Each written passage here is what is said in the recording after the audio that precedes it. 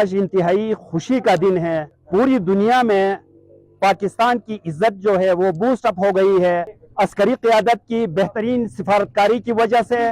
اور سیاسی قیادت کی بہترین سفارتکاری کی وجہ سے. آج ہم اپنے پاک آرمی کو فیلڈ مارشل جنرل سید اسیم منیر کو سیاسی قیادت کو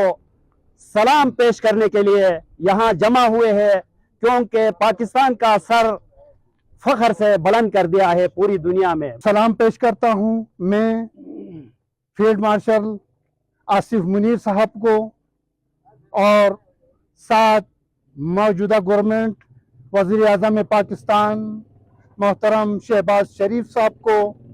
کہ انہوں نے ایک ایسا سفارتکاری عمل میں لائی کہ جس میں امریکہ ایران ایک ٹیبل پہ آ گئے اور ایک عالمی جنگ ہوتے ہوتے بچ گئی. آج پوری پاکستانی قوم کو فخر کا دن ہے، کیونکہ پاکستانی عسکری قیادت خاص کر جنرل آصف منیر صاحب جو پاکستانی فوج کے فیلڈ مارشل بھی ہیں، اور اس کے ساتھ پاکستان کی سیاسی قیادت جناب شہباز شریف صاحب، ان کی بہترین